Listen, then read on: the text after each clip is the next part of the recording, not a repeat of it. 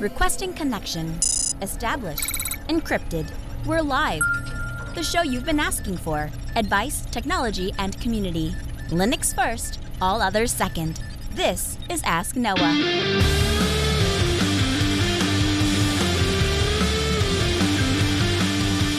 Live from Altispeed Technologies, the Ask Noah show starts right now. This is the show where we came to do all the things on Linux they said couldn't be done and take your questions on how to do the same. The phone lines are open this hour to be a part of the program. It is a free call, 1-855-450-NOAH. That's 1-855-450-6624. Send an email to live@asknoahshow.com. My name is Noah Chalaya. I am your host. Delighted to be here with you as another episode of the Ask Noah show kicks off this hour. Joining me, my co-host, Mr. Steve Ovens. Welcome in, sir. Good evening, Noah. So I had an idea. I haven't talked with you about it. This is the first time you're hearing about it, but I thought I'd toss it out there and see what you think. Lay it on me.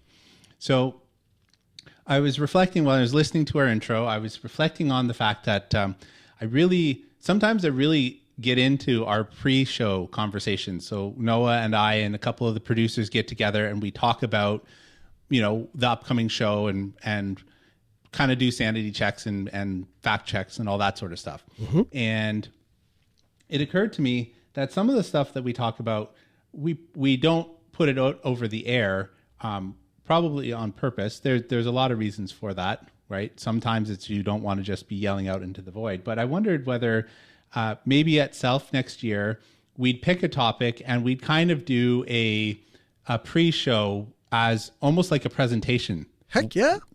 I thought that'd be kind of interesting because I really like the free flow and the way that we get going. It's raw, it's interesting, it's engaging, and we could even, I don't know how we'd manage it, but we might even be able to get like audience participation in there as well if there's a way to manage that, kind of wrangle the people. But I thought that might be an interesting idea. Dude, I think that's a great idea. Here's the thing. The struggle that I have, there are other content producers that will release that kind of thing, right? I think the struggle that you run into is people are more honest and vulnerable when they know that it isn't going to be published, when they know that nobody but the group of us is going to hear it. And so in my experience, what I found is when you try to tell people, hey, we're going to do this and we're going to release it, all of a sudden that conversation that was once flowing naturally against its ordinary course comes to an immediate halt. And so that's the thing that we'll have to find a way to work around that. Either by way of just telling people like, hey, the conversation's going to go so long or it's going to be so wide that you'll forget which parts of it are being recorded or which parts are being grabbed from it. We might be able to massage it in that way. The other thing that we can do is just have enough practice or have enough people that are willing to do that they have the confidence and willingness to be vulnerable and be out there. But I love the idea. There are times, Steve, I walk out of the studio and I'm like, man, there were things in the pre-show and the post-show that was better than the real show. So there are times that I share your enthusiasm 100% and think it would be of great value. There's just there's the consent aspect of like people need to know they're being recorded, that sort of thing. And that has the added effect of like, oh, you mean I'm on microphone, then I can't talk, or that sort of thing. Well, the solution to that is to not be in one of the main auditoriums, but like get a birds of a feather room or something like that, but we schedule it, right? Yes. I cannot tell you how enthusiastically I support that idea. It's an absolutely fantastic idea. Let's 100% do it. So with that in mind, do you want to get right into it?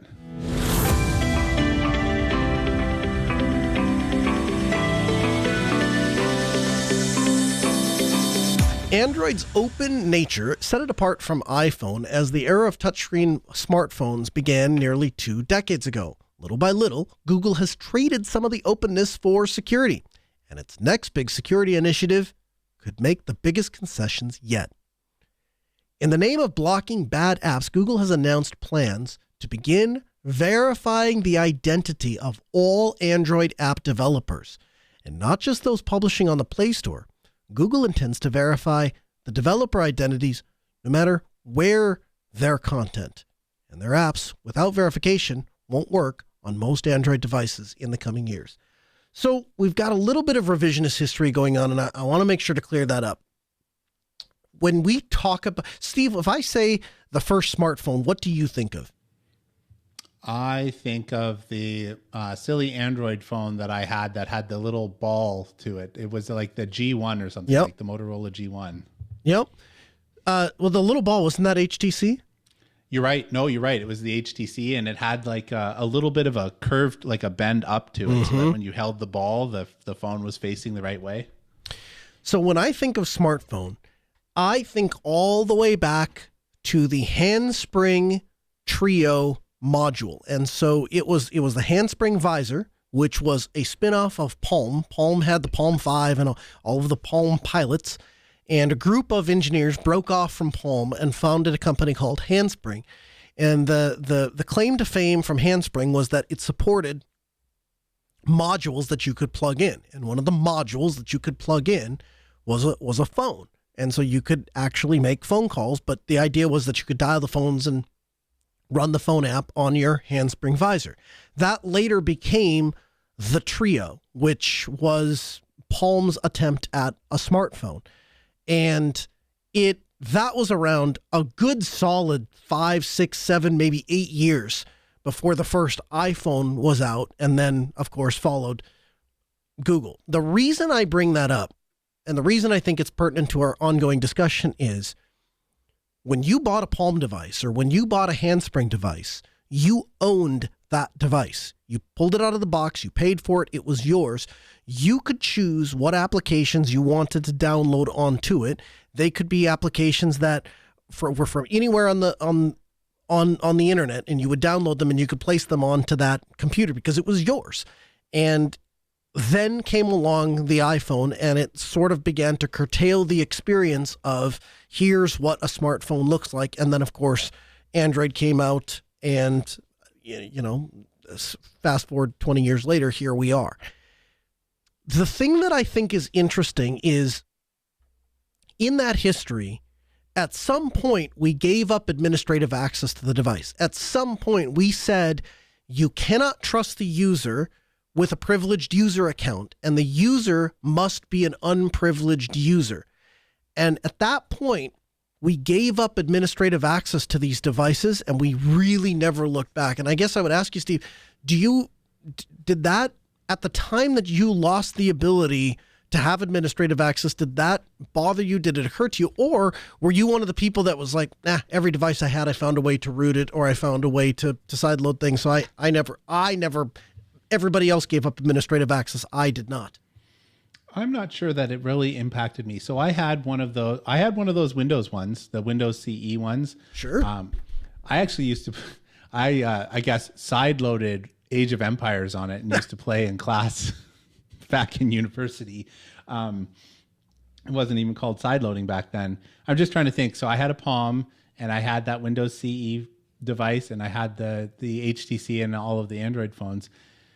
I don't know that I had a conception of what user I was working on, because at that point in my life, I would just work on a thing until I got the thing to work, and then I'd stop thinking about it because it was working, right? Sure. And so I didn't put a ton of thought into how it was working or whatever. It was just poke at it till I got it to work. And so I guess I never really connected the idea that I gave up administrative access at some point, because I guess I just didn't realize that was required. I'm going to answer a question that you didn't ask. Okay. Do I think is a good thing? I generally do think it's a good thing when mass adoption gets to a certain point, because otherwise you'd have a bunch of people around there running with botnets because they didn't know what happened. Like their device just gets infected and they have no idea that it's behaving differently than what it should be. And so if we're going to go for mass adoption of anything, doesn't matter what it is, you have to, honestly, you have to prepare it for the biggest idiot that you think you are going to have in your base. And that's the person you target. Yeah. You're not wrong. You're absolutely not wrong. Yeah. Here's the thing, if that was here's how it comes by default, and then here's what you do to get administrative access or to escalate yourself, I think I would have less of an issue, right? And I guess the example I would give you is privilege escalation inside of, well, actually all major operating systems have this now, Mac OS, Windows, and Linux. They all have this concept of you're running as an unprivileged user, and when you want to do escalation, when you want to do something as a privileged user, you get a little prompt, and it asks you, hey, are you sure you want to do this thing as a privileged user? We just, in the mobile world, we've just done away with that, and we just expect everybody to do everything as an unprivileged user, and we have given up any expectation that there would be a way to get a privileged user. Yeah, I think that largely that is the right approach for the vast majority of the audience. I think that because I've always broken things to make them work. So a little tangent, if I could. Please. You and I were talking a little bit this week about how I was trying to solve this silly problem of we homeschool our kids, and the curriculum has been getting increasingly more fancy, which means that the PDFs are large, like so large that you can't just print the PDF to the printer, because the printer rejects the thing saying, I don't have enough RAM for this. So I sat down and I figured out, how do I hack is a strong word, but like, how do I get around this problem? And I did this by, I opened up the printer file, the PPD file, and then I started reading about what does this do. And I essentially said, whenever you get a PDF file, instead of sending it directly to the printer, send it to the shell script that I wrote, and the shell script breaks it up into 8-page chunks and then spools the 8 pages at a time out to the printer, so that my wife doesn't have to print 20 pages at a time and then not forget where she got to with the printing. And so I tell you that to just say, I've always been one of those people that are like, I'm going to find the most convoluted, backhanded way to accomplish this thing. If there's a way to do it, I'm usually going to be the one to find it. Well, let me be clear about this. I'm going to stand on the backs of smarter people who found a way or found bits of the way and decided to actually write it down for me. So like, I cobbled together this system based on random bits that I ran on the internet, or found on the internet, I should say. To include, I actually used the Debian wiki for this. For the first time, I heard. Yeah, for the first time, because they actually had a pretty good cup section. So all that to say is, if there was a way to find it, like I was rooting phones back before it was safe to do so. And I have several bricked phones that I just could never part with because I bought them brand new, and then I bricked them right after buying them. So they're still sitting in that little plastic shelf in my closet. So if there was a way, even a sliver of a chance, I actually have this, I have an entire kit that I need to, well, not kit, I have a bunch of components that I need to solder together because I'm going to try and root my robot vacuum, which could go terribly, and there goes $900 down the drain. But that's just the way that I roll. Man, you've got courage. We'll say that. You got courage. So let me ask you something. If somebody could snap their fingers and all of a sudden bring all of your dead Android phones, bricked Android phones back to life, what would you do with them?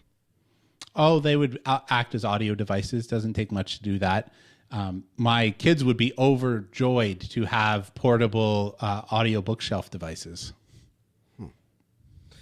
But in some ways, you have bricked unusable devices because you were in search of administrative access to the device. And because the manufacturer didn't permit that, you now have paperweights, very expensive paperweights, but paperweights nonetheless. Yep. But I also modded my Wii. Like I'm not afraid to break things if there is a slight possibility that it will get me where I want to go. What is that driven from? Is it from the same person that isn't like, I didn't really notice, or I'm not even really paying attention as long as it does the thing I want? What is it that causes you to risk hundreds of dollars worth of stuff just because? Is it possible to do? I see. Can I do it? Somebody else out there smarter than me figured out bits and pieces. Can I put their bits and pieces together and actually get it to work for me? So let me ask you this. In Google's ever-seeking quest to be more secure and to be more palatable to a security-conscious user base, What do you think, what effect, if any, do you think this is going to have on self-hosting? I think it'll have a splash on effect. I suppose it's a little weird to make that logical leap, but when I was thinking about it, I was thinking about how difficult several of the various self-hosted applications that I run at home are to make work with an iOS device. And there's going to be storms of people out there going to be, it's no problem. You know, I didn't have this problem, but just like everybody else, there's always somebody out there that runs into edge cases, or you are dealing with a cursed user or whatever. And so, for example, Audio Bookshelf, my wife is using 3 different applications because they all do various bizarre things at various times. And all she wants to do is listen to her audiobook. Like sometimes it'll just tell you there's no server there. It will have been playing the book, and then all of a sudden it just decides there's no server there. One of like some apps don't allow you to download for offline. Some of them don't sync progress.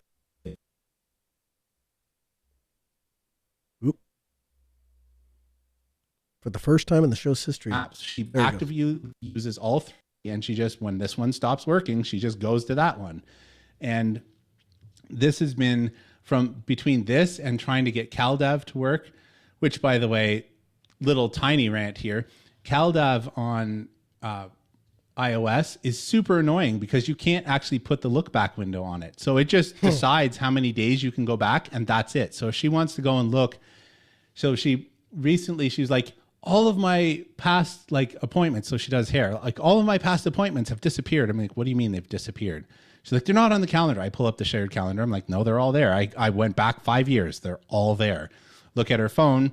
They're definitely not. And digging into it, it's because the look back window that iOS implements is like 30 days or 45 days or something like that. And I couldn't reproduce this on my phone because it just goes back as far as you scroll. And all of that is a knock-on effect of like, she now has a dimmer view of using Nextcloud for the calendar, even though it's not Nextcloud's fault. It's iOS. Yeah, boy, no kidding. Man, right? What a run. So you end up having this, all of that to say is, okay, you could write that off as iOS, but essentially my take on how this is working is Google's over there looking at Apple and thinking, I want to be more like that. I want to be the duopoly more like that. And that will come at closing down the App Store, whatever the heck we call it, the Play Store. There you go. I don't know. I'm so far removed from caring about these things that I can't even get the stores right. But you know what I'm saying. So you're going to get this. They're going to continue to put the screws down. And I think that this is going to, the big applications like Nextcloud and Nebocasa and all of those that have a foundation behind them will be fine. Because even if Google decides to implement a paywall or something like that, or drastic know your customer kind of requirements, they are willing to put up with those restrictions where maybe some of the smaller projects won't be. And that will have a very draining effect on the more younger generations who just simply want to use a phone instead of an actual computer. So you touched on something and you said know your customer. Explain to us, if you're not familiar. Now this is really a term that kind of originated in the banking industry.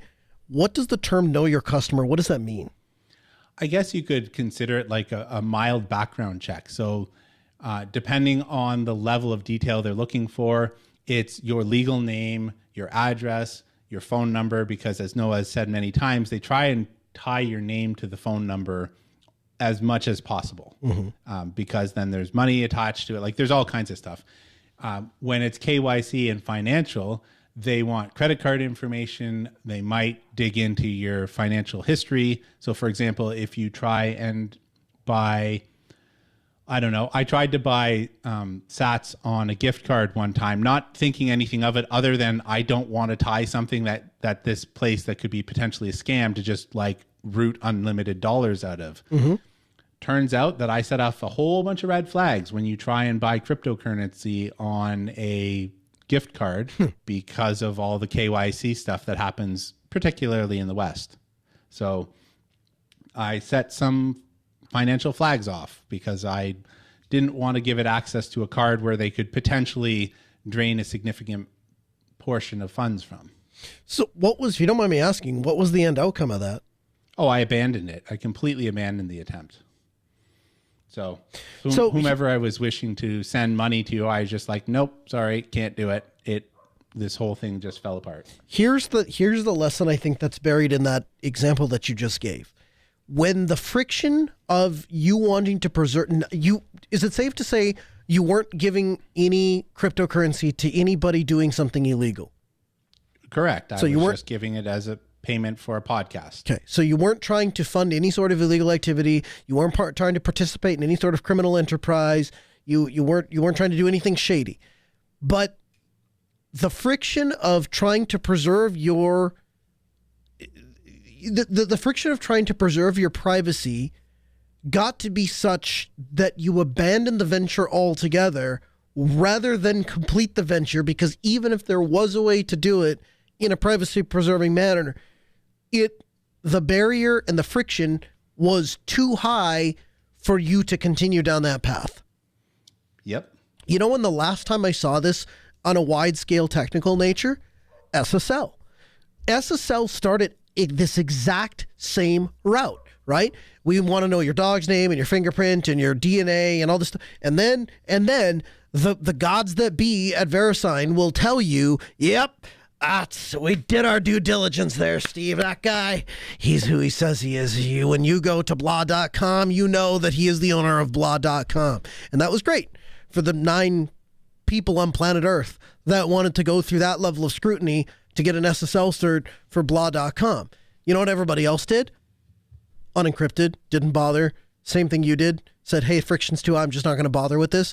And so you wound up with a bunch of unencrypted traffic going around the internet, which didn't seem like it was a big deal until Edward Snowden entered our lives. And when that name became a household name, all of a sudden unencrypted internet traffic became a huge deal, and thus was born Let's Encrypt, right? So to a degree, Let's Encrypt was the answer to lowering the threshold so that we could still be secure, so we could still exchange information in an encrypted manner without this mountain of, well, you got to know who they are, and you have to know their identity, and you have to scan their driver's license, and you have to make sure they have a passport, and you have to make sure that you have a DNA sample, and you have to, all of these things that we previously thought were necessary so that we could call a domain secure, we were able to abandon. And it turns out, I mean, Let's Encrypt has been around now 10 years or more.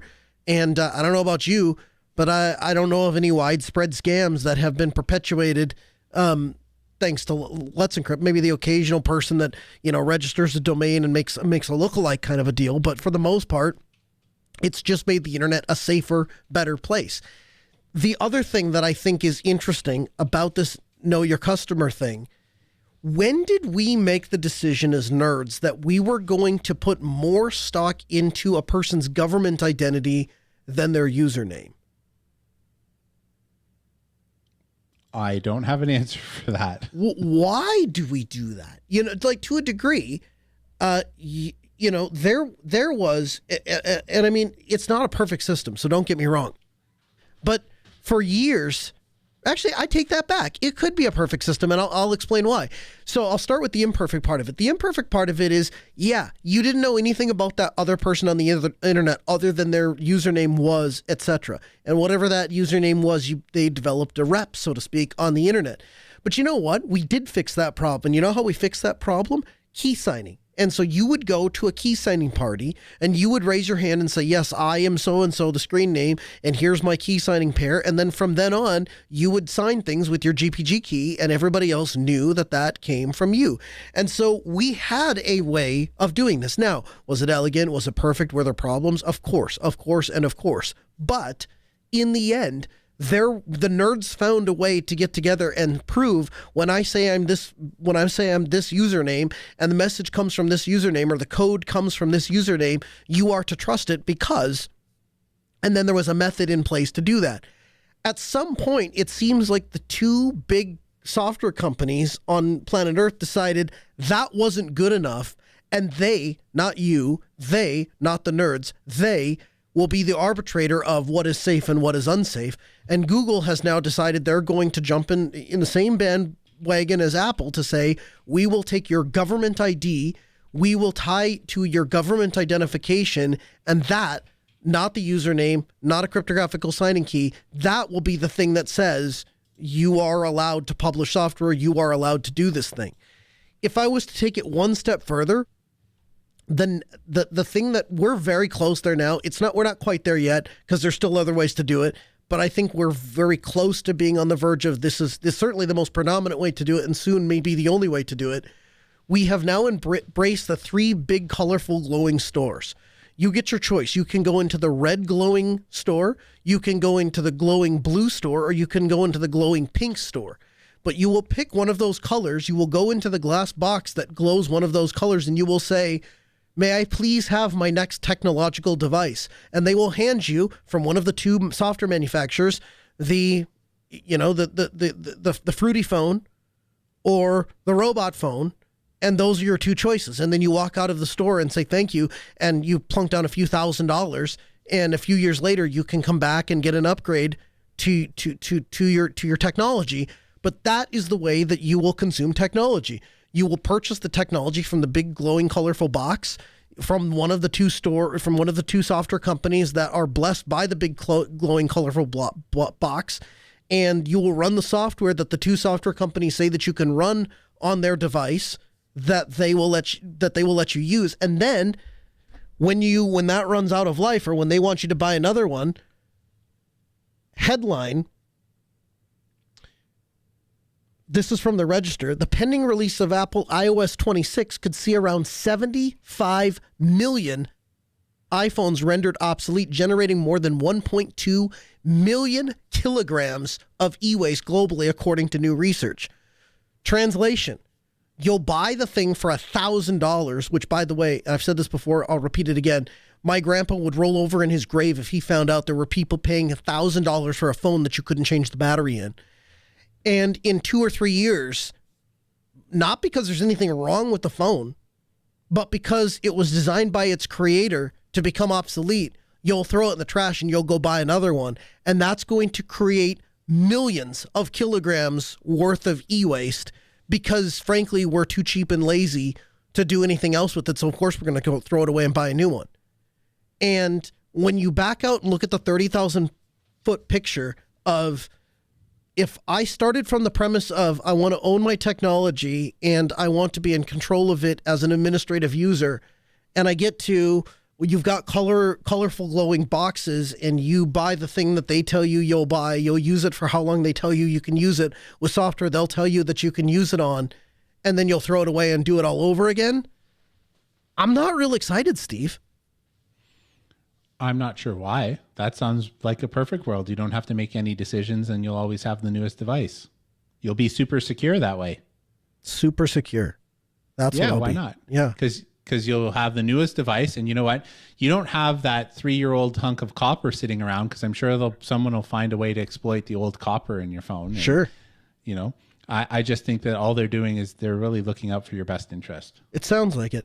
So I shared with you earlier, or maybe it was in the pre-show, one of the things that I am becoming increasingly concerned about is younger people and their what can only be described as an addiction to their smart glowing thing, right? And if you watch what a person, I'm gonna pick an arbitrary age, under the age of 25, but really you could, I mean, this could absolutely be true of 40-year-olds or 50-year-olds.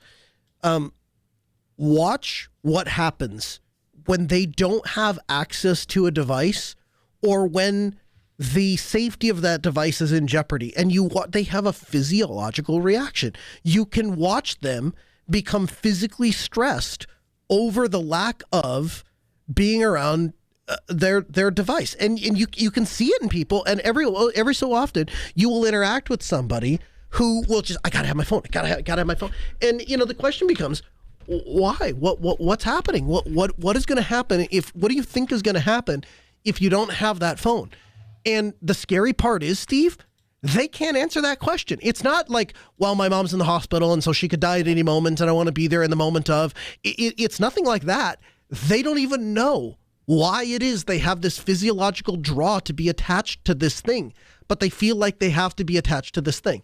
So I guess this is a lot of time and a long-winded way of saying, as technologists, I feel like we have a certain level of responsibility to help guide the people in our life through and around this, right? And it starts by it starts with things like, if I don't have administrative access to it, there will come a point where I won't be able to do something with it because the people who created and the people who do have administrative access might not want me to do this thing with it. The case in point that we came up with in the pre-show was NewPipe. Tell me about NewPipe. So NewPipe is a fairly popular way to use a different front end for YouTube. And as you might imagine, alternatives to YouTube front end are not at the top of Google's buddy list. They don't call them over for Christmas dinner because, they make a lot of money from the ads. Now, I don't know how much it is, and I can't even say it would necessarily even replace the amount of cost that YouTube is between the money and the bandwidth. It's got to be astronomical. But it cuts off a revenue stream for Google because a lot of those new-ish front ends will specifically add ad blocking to it, or they add the ability to jump through sponsor blocks or things of that nature. So I shouldn't say if, because so far as I understand it, this is the direction that Google is going. First, developers are going to have to verify their identity, and then they're going to have to register their apps. It's not really up for grabs, up for discussion. This is what's happening. Am I understanding that correctly? Sure. So if that's the case, what do we think Google is going to, or how do we think Google is going to treat things like apps they don't particularly think should be there or want to be there? Well, until they get slapped with some sort of anti-competitive thing, I imagine that they'll either make it significantly more difficult, introduce delays in terms of running updates, or especially with things like new front ends for YouTube, there's a constant cat and mouse game between YouTube changing things and then the application catching up. And if the application lags behind far enough, users just want to watch the thing and they'll probably suffer through the ads or go somewhere else. And we've seen that with NewPipe in the past where, they have a significant challenge and then a fork of NewPipe will spring up that has fresh blood or fresh energy or a new way to tackle the problem or whatever. And if you are clamping down on these sort of things, it is fairly easy to be annoying enough to people that a significant number of people will either watch YouTube on your desired application or they'll just stop altogether. And either way, it's fine by them because you're not consuming the content for free. So I will tell you a roundabout way. Have I expressed my problems with YouTube at my house? I'd say go for it again. So the issue I have, I've tried various different things of, first of all, trying to block YouTube is a very difficult thing to do because blocking anything Google means that other stuff inevitably doesn't work, even if you're just trying to get rid of one thing. So that in and of itself is a challenge. At the same time, I feel like I walk in and find my kids watching YouTube videos more often than I would really like to. And so at times I've just put my parent card on the table and said, we're done with YouTube for a week, for a month, for 6 months, and then if I notice a behavior thing, if I know, okay, well, we're done until. And that has gotten me so far, but I've never been really thrilled with the results, right? It seems like as soon as the time expiration comes back up, it seems like the bad habits reform.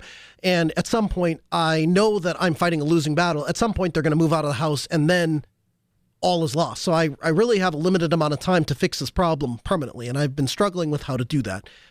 The answer accidentally dropped in my lap by way of OpenWRT. And what I mean by that is I started setting OpenWRT up, and as I mentioned, I think last week or the week before, I found that I can flash it on just about everything on God's green earth, and so I've done exactly that, flashed it on everything I can get my hands on. And the advantage of having one operating system or one routing platform running on a whole bunch of stuff is you can try things that I ordinarily wouldn't try.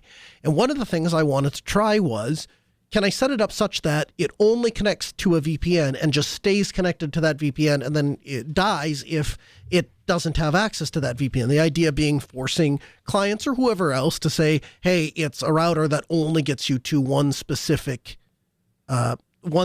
place.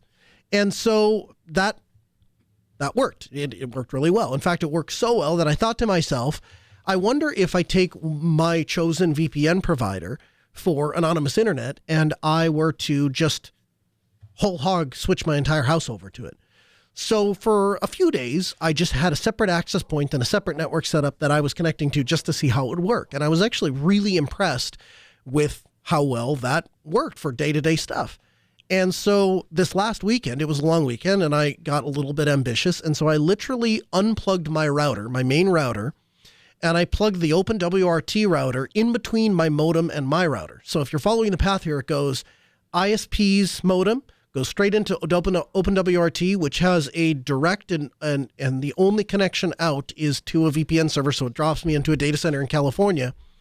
And then that router issues an IP address. So I've intentionally double natted myself. And I noticed a couple of things. So first of all of the things that I care about, that is to say, all of my internal services stayed exactly the same because they're still running on we'll call it the house router. Anything that I need to get access to outside of the house, that is to say, banking apps and email and those sorts of things, work just fine. The only thing that seems to not work well is, obviously, Google gets upset because it can no longer track various different things. And so it wants you to sign in to be able to use YouTube, which I believe inadvertently kicked all of my kids off of YouTube. Now, I didn't, as a parent, kick them off of YouTube. YouTube kicked them off of YouTube because it can't track who they are and what they're doing. And so in a kind of in a roundabout way, I've solved my problem. But what I'm afraid of, and to bring this full circle back to our phone discussion, what I'm afraid of is, as Google and Apple increasingly finds a way to track users based on the device that itself, rather than using IP addresses and all the rest of it, they're not going to care what endpoint you come out on the internet. They're just going to track the activity and the characteristics of every person using the thing. And thanks to AI, they now have more access than ever to be able to process those things. So I guess you accidentally solved your problem by effectively getting your house banned. Yes. The way that I framed it to my wife and my kids was, listen, all I'm doing is spitting our internet traffic out in an anonymous data center somewhere in California. What choices how companies treat you based off of the fact that you start from a position of anonymity is up to them and you. So you'll have to figure that out. And if Google doesn't want you to use services or doesn't want you to do things because they can't track it because it's not tied to a home IP address, sorry, not sorry. If the school system gets upset with you and locks you out of your school, your Google Workspace account because it sees it coming from an anonymous IP address, sorry, not sorry. If services no longer work because they require it to be able to negotiate a firewall thing through, sorry, not sorry. All of those things, I apologize that I'm not going to apologize. Here's the funny thing though, Steve. You'll appreciate this. I make it all of 37 seconds into this new thing, and I really think I've done a great thing. And my son shows up at, on my proverbial doorstep, and hey, we have to have a conversation. What's that? Well, I was hosting a mine test server. Wonderful. What does that have to do with me? Well, you broke it with your double NAT nonsense, and my WireGuard thing doesn't work, and my mine test server doesn't work. And so the agreement that we landed on, and indeed what he ended up with, is I rented him a DigitalOcean droplet for $6 a month and said, here's SSH to it, do whatever you like. And he set up a WireGuard instance. So his Luanti server runs inside of his bedroom, but calls out to a WireGuard server on DigitalOcean. Then his buddy has a WireGuard config, and that calls into DigitalOcean, and they just kind of meet at that public internet spot. And of course that works flawlessly through my little double natted thing, and even through my anonymous internet, all the way to California and then back into a data center. But that's the way that he chose. So I feel like I solved a problem, and in the process, I encouraged the next generation to solve their own problems in a interesting way. That's a good way to put it. So is the reason why you couldn't punch a hole through your double NAT because you're on a VPN? Yeah, I think so. So to be fair, I didn't try because it did occur to me, right? In theory, I've never tried it, so I don't know, but I think it would work if in the OpenWRT router, if I just forwarded the WireGuard port through and then forwarded it to the internal IP address or the WAN address of my house router, and then forwarded it through to the actual WireGuard server, I think it would work because it would just continue to pass the traffic along, right? And then pass it back the other direction. But you're right. I think the problem is going to be when it hits the anonymous internet service, are they going to do anything with that traffic? I'm guessing they drop all inbound traffic. I would think so, although not all do that. But I can tell you that double NAT you can definitely forward through double NAT. I have done that at both relatives in my own house when there were times where I couldn't get around being double NATed because I would be hellbent that I'm not going to use this silly ISP provided router more than I have to, but it didn't have bridging mode or whatever it was. Right? Yeah. Okay, well, that's good to know. I'm glad to know. I have to tell you, at the moment, I am very happy. I started to think about it when I was talking about this with my wife, and I was explaining to her what a double NAT was, and eventually the conversation we got to was, I said, look, here's kind of the way I've kind of broken it down in my own mind. House internet, outbound stuff.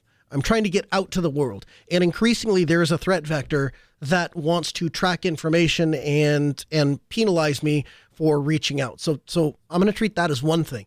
The second I want to turn and go the other direction, the second I want incoming traffic, there's a whole bunch of stuff that needs to be considered. Not the least of which is the beauty / terrifying nature of IPv6, where everything that gets an IPv6 address is live on the internet, right?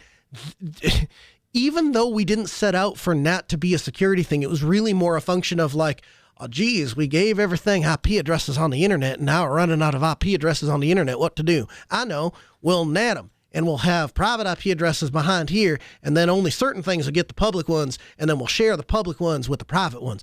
Even though we started from that standpoint, there was an inherent security function of, well, all that sits behind the firewall, right? All that sits behind NAT. And so if you didn't expressly punch a port through, it wasn't necessarily live on the internet. And that's not necessarily true with IPv6. So from my perspective, the threat vector is ever increasing. And unless you're prepared and wanting to deal with the situations of you're taking, you're ingesting traffic in, I'm inclined to say I don't really want to host stuff out of my house. And if I do want to host stuff out of my house, I want that meeting point. I want that IP address. I want that thing to be some known quantity on the internet, out on the internet. And then I'll very selectively bring that traffic into my house, or preferably take the thing I want to host and get it outside of the house. Well, so here's the thing. Pretty soon there won't be much aside from Luanti that you might decide to host because, the phones will be so locked down you won't be able to get to it. And the mass adoption of people means that there'll be less quality self-hosting stuff out there. And, the problem will eventually solve itself. I feel so much better. I'm here to serve. I feel so much better. From the Linux Newswire newsroom, this is the Week in Review with JT. For the week of August 31st, 2025, here's the Linux and open source news. Version 0.280 of the video game emulator is out. OpenZFS 2.3.4 has been released. Canonical has released Mir 2.22. The LLVM team has announced version 21.1. IceWM 3.9 has been released. dbeaver 25.2 is now available. QEMU 10.1 is out. And Microsoft's DocumentDB finds its new home with the Linux Foundation. In distro news, Garuda Linux has announced their 25.09.02 releases. Linux Lite 7.6 is now out. Armbian 25.8.1 has been released. Robo Linux has announced the release of Robo Linux Cinnamon 14.1 with Enoch AI. China's Kylin OS Linux version 11 has been released with a newer 6.6 kernel. Aaron OS 2025.08 has been released with many updates. And a security-hardened version of Rocky Linux from CIQ is now available on all 3 major cloud marketplaces. In open source AI news, the Linux Foundation has launched SDUM 1.0 to simplify AI integration in network operations. News Research has dropped Hermes 4 AI models that outperform ChatGPT without content restrictions. Chinese delivery agent Meitun has unleashed an open source AI model to take on Alibaba and DeepSeek. The Chilean National Center for Artificial Intelligence is developing a LATAM GPT, an LLM for Latin America. And lastly, IBM and NASA have released Surya, an open sourced AI to forecast solar storms before they hit.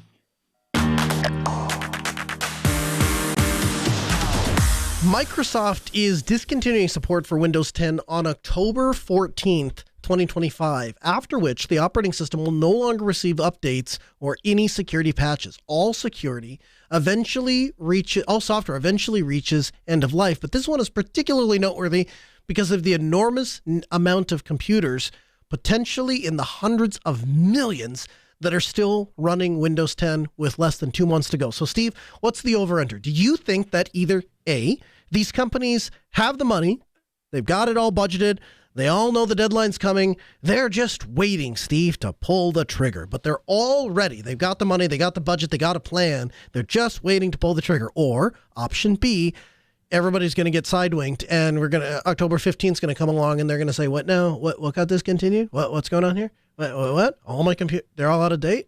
What? I can't get updates anymore? What? I don't have a TPM chip? I can't upgrade to Windows? Ooh. That's a tough call. Let me think about that. You're the one. Although, in fairness, I think that if you're talking about businesses, most businesses are somewhat aware. And most businesses that have more than, let's say, 20 computers would be relatively aware of this because you're likely to have some sort of IT function for you. Whether or not they've planned for it and believe that it's actually going to happen is a different story. But I think what's largely going to happen is people are going to be caught, and then they're going to be like, well, it's a really good deal if I just give all of my metadata to Microsoft in exchange for another year of this. Yep. So what's interesting, that is one of the options. Sign up for the sync thing. The other thing is you can pay Microsoft for 1 year of updates for, I think it's $200 and some per machine per year, but that's an option. Here's the third option, and Nick Gosling has a really good write-up. We'll have the link in the show notes, podcast.asknoahshow.com. This might be your opportunity to get reluctant users to switch to Linux. Users may be reluctant to switch to Windows 11 for a number of reasons. Steve, have you been following Microsoft Recall?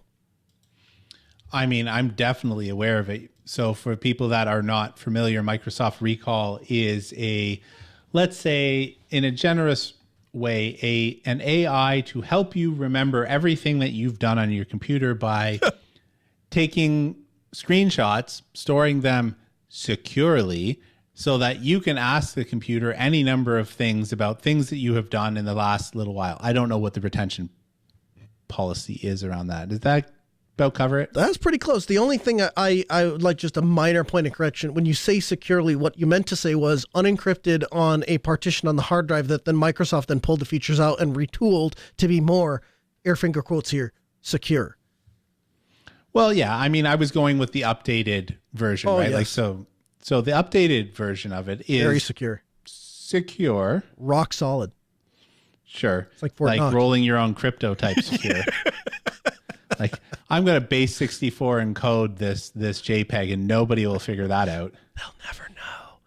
So the funny part of it is I've been at this my entire adult life. I've worked in IT.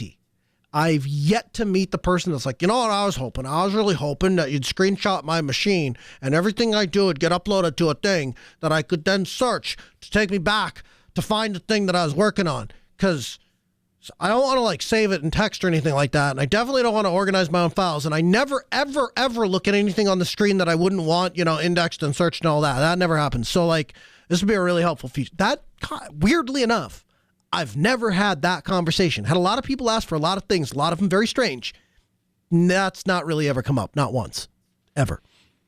I just think you're in the wrong pool of people. Could be. Just small go potatoes. over to Redmond, spend some time in that community. I don't mean Microsoft campus. I mean it just in their backyard. Sure. Make sure that you're taking the same sample. It's important to use the same sample group. Okay? Absolutely. Might be something in the water. So you could ask them. You could also ask the people in the Microsoft Developer Preview program. Yeah. You might also ask the people that have signed up for like the Developer Pro and maybe the Insider builds and stuff like that. I think those are the ones that are really going to be representative of the opinions that you're going to find out there. It's good. I'll make sure to plan my trip to Redmond. So because of this, there are some users that are, they're a little hesitant. And Nick is a little bit more kind than I would be, but he says users may be reluctant to switch because of the dissatisfaction with certain aspect of Windows 11 design or the functionality, or the useful but highly controversial AI recall feature that creates a copy of everything that happens on the screen. That was supposed to be a free, easy upgrade might end up costing fees or requiring complicated upgrade process after all. And all of that, I think, neatly sums up the boat that we're going to wind ourselves in, or that we're going to find ourselves in come October. But I will tell you, I have never been more excited than I am right now, because I think we had an opportunity when we left Windows 7, and I think that we botched it by way of Unity and GNOME going to GNOME 3. And so there was unsettlement and there was all these things. I think we had an opportunity maybe once before that when we were coming out of the Windows 2000, Windows XP era, and Linux just wasn't quite ready yet. Linux has more desktop adoption today than it ever has in the past. It's had the most desktop adoption only in the last 5 years. So that is to say, 30 years it's been around, 25 of which it was kind of the underdog. The last 5 of which you're actually starting to see it grow. You're seeing companies start to adopt it. You're seeing home users start to adopt it. You're seeing distros spin up and partner with hardware manufacturers to make it easy for people to get to it. You're seeing things like the Pinebook and the Pinebook Pro come out that allow people an easy on-ramp to hardware with pre-installed Linux. There's System 76 companies that have been around that intentionally make machines born to run Linux. There are all manner of different ways now that people have the option of utilizing Linux. And as we were talking about earlier tonight, there are things that are happening in the world that make it more practical now to use Linux than ever, because we are increasingly wanting to go to a society that does everything inside of the web browser.